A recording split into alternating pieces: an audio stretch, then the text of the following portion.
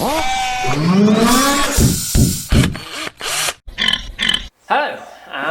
welcome to Piggy Power. Nice to have you with us. Now on this episode of Project Kev, a BoOsTeD Mini, we're going to move a lot of wiring. Now this huge box here, I have to use a cart to move around. There's all the wiring I've basically removed already from the Mini, from the Ford loom and the Mini loom. This box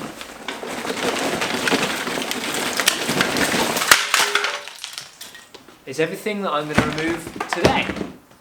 So let's go back in time and show you how I did that. So, 2 jobs to be done today, or goals. We're on the wiring. We want to remove the interior passenger compartment fuse box. So we remove all the bits here, put them in there. So that's done, which is cool. Also, we considered using the start-stop system, but it needs a button on the dash. I haven't got that. It's just a load of heavy-duty wiring that we don't have to deal with. It means we can get rid of that. Cool. So, there's a couple of boxes down. We'll also be getting rid of these big plugs, which haven't wired out yet. So we'll be down to just having to fit, basically, the fuse box and the BSI behind the dash, which is ideal. And obviously the clocks. So that's cool, that. I'm going to try and mount the fuse box in a way that's accessible, obviously, you know, for the obvious reasons. So probably facing down through this hole here, so I can just tuck my head underneath and check the fuses and the relays. But it all works good and proper, so we're pleased with that. And we've fitted the stereo, so that's great. Nice Bluetooth functionality. You just hold down the button, and she connects. It's great. So stereo's installed. And wiring's just almost there. So let's keep cracking on and we'll reduce down this mess, I think, next. Just switch. AUX mode. So we've made the connections permanent in there. Basically this little bunch here that were for the old fuse box, or the passenger fuse box, sorry. So that's really cool. We're down to 1 fuse box relay. We are going to use 2 feeds in there, one for the ignition for the Mini loom, and one for a permanent live for hazards and horn, and I think it's one other thing, I can't remember what it is. And we'll use a feed from then back here. I've already got a feed ready on that new fuse box for the cigarette lighter, which we're not going to install yet, but it's there. So now we need to install this fuse box. I'm hoping I can make it sort of just down here shallow, so it's not seen as you get in the car, but if you just pop your head underneath with the light, you can see the fuses and the relays, which would be handy, and it might just give us some room. We can slim down the BSI, hopefully behind the dash maybe, and the clock's over there, so that it gives us room for stereo and some storage of some sort, you know, a glove box, which would be quite convenient, nice, whatever you want to call it.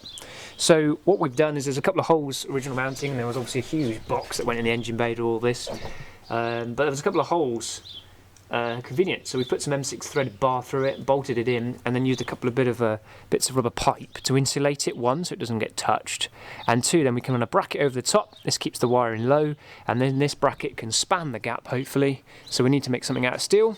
Span that gap. We'll make that bolt in as well, just because when you're trying to get things in and out, and if ever the need, then it's nice and removable for access, etc, etc. Who knows what will happen? Maybe we'll put twin bike engines in the front of this one day and a big diesel in the back.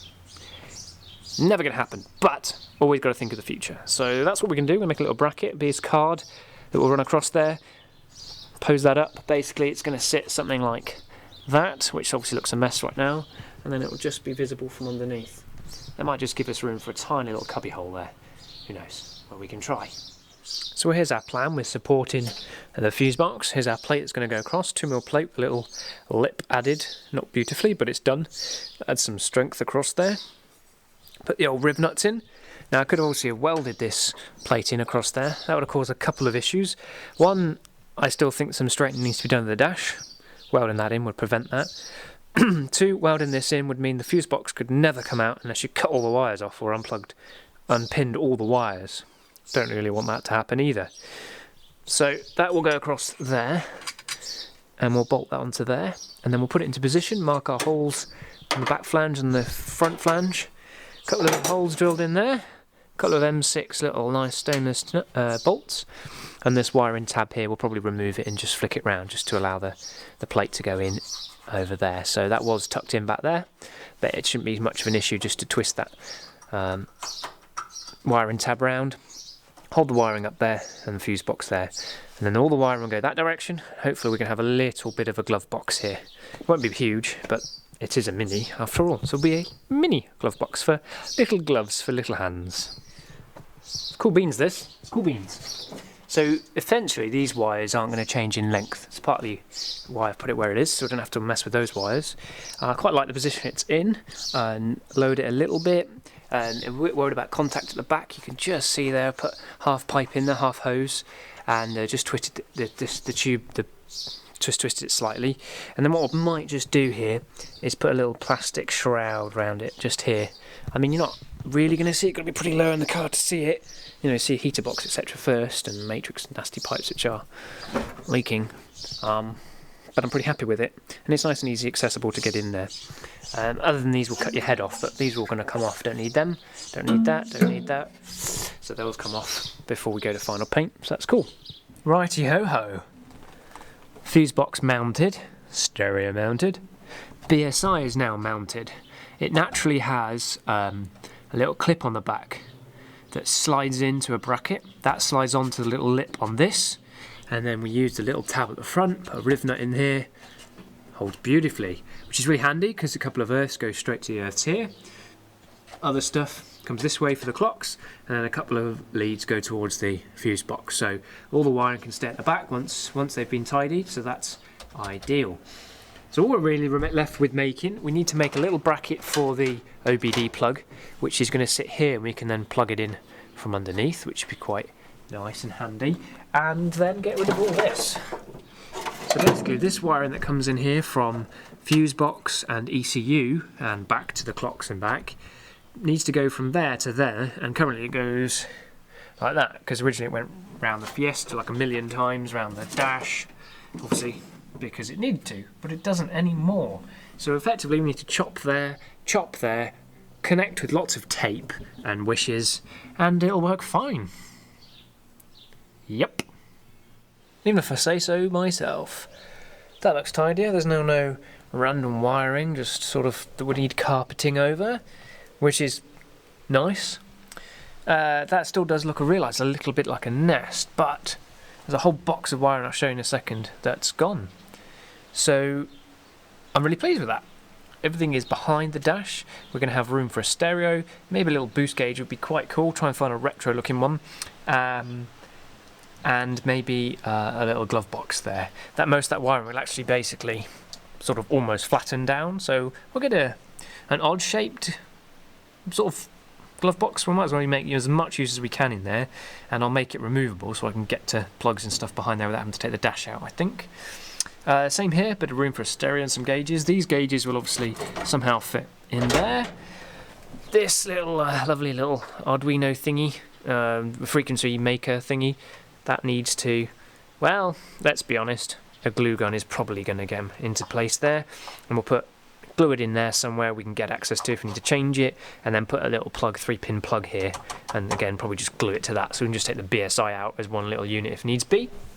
So that's the next step. Guinness tonight now. It's Guinness night, so let's go and get a Guinness, enjoy some car programs, and then in the morning we'll come back to this, and we want to finish that little bit off there. The vacuum sensor, for some reason, has like 5 meters of wiring, so we'll shorten that. That'll be the final little bit of shortening of wiring, and then we'll look at the plate that's going to go over in that hole and cause little grommets and stuff, and then some plates to make the brackets up for the clutch, which we need to move. So we might just move it first, and then a couple of these brackets. Basically, that goes down when the clutch is down, and that comes out, and then when the clutch is up, that goes up. And there's another sensor, which is a position sensor. 3 sensors for a clutch, seriously? But there we go. It works. So, winning. That's where we're basically going to put our DigiDigi board. And here's a little board. We've made a little Perspex acrylic case for it. Just some 1mm case, and then a little clip to hold the plug, and we've obviously put the plug on it. And she's going to sit in about somewhere there. The case covers the buttons so they don't actually accidentally get pressed, gives it some protection. And now we're going to, plastic weld, aka glue gun, that case and the little clip holder, and a bit of plastic there that's going to hold this plug in place. So we're going to do that now, and then we should be able to do the opposite plug, the male plug that goes inside that, out of these 3 wires. So, oh yeah, you can hear that as much as I can. There are some benefits to living out here in the countryside. Do this on these boards just to protect the wiring from wobbling around and coming loose. So that's what happens with solder joints. You put the little seal on the wire first, and that seal clamps around the first part of the pin, or this is the receiving clip pin, I don't know what you officially call it, and then the second piece of the jaws on here. So the first jaws cramp on the rubber seal and the wire, and the second set of jaws cramp on the actual copper part. I find it easier to actually install it or pop it in the pliers first and just have them held like that.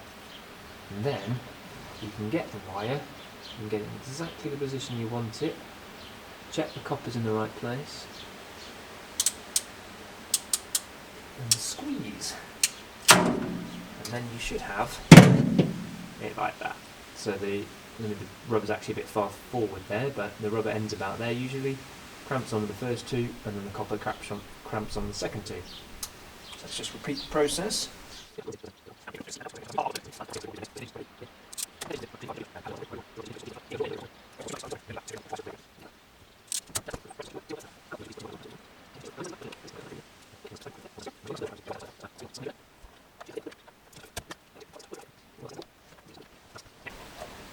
Onto there.